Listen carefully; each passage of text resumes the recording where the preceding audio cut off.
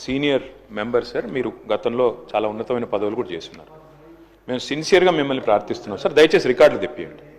ఎన్నిసార్లు ఇంటరప్షన్లు అయినాయి, ఎన్నిసార్లు మంత్రులు అంత అంత అంత ఎక్సైట్ అయ్యి మాట్లాడితే ఎట్లా సార్ మంత్రులు? Sir the essence of democracy, దయచేసి కొత్త సభ్యులు కాంగ్రెస్ నుంచి 53 మంది ఉన్నారు. The essence of democracy, the beauty of discussion in assembly sir is discussion, debate, dissent. Sir opposition అనేది మాకు we will have our say, the government will have its way. That is the essence of democracy.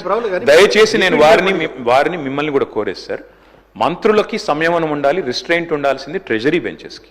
Opposition సహజంగానే మేము ప్రభుత్వం చేయని పనులు, ఇస్తానని చెప్పిన మాటలు, హామీలు మేము దయచేసి ప్రకాష్ రెడ్డి గారు, స్పీకర్ గారితో ఒకటే రిక్వెస్ట్, మంత్రులకి మీరు దయచేసి చెప్పండి.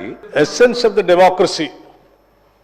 చాలా సంతోషం, కేటీఆర్ గారు లేచి చాలా గౌరవంగా మాట్లాడతాడని నేను ఊహించాను, ఓ సభ్యతగా మాట్లాడతాడని కూడా ఆశించాను. లేచి ఏం మాట్లాడుతున్నారు అధ్యక్ష? ఎసెన్స్ ఆఫ్ ద డెమోక్రసీలో డిస్కషన్ ఉండాలా, డిబేట్ ఉండాలన్నారు. సంతోషం. డిస్కషన్, డిబేటు వాస్తవంగా ఉండాలా, లేచి మాట్లాడిన ప్రతి మాట అబద్ధంగానే మాట్లాడాలా? What are we doing? You are not misguiding the house, not only the house, the entire state you are misguiding. వారు ఏమన్నారండి? అభయహస్తం పేరు మీద అడ్డగోలుగా అడ్వర్టైజ్మెంట్స్ ఇచ్చామని చెప్తా ఉన్నారు.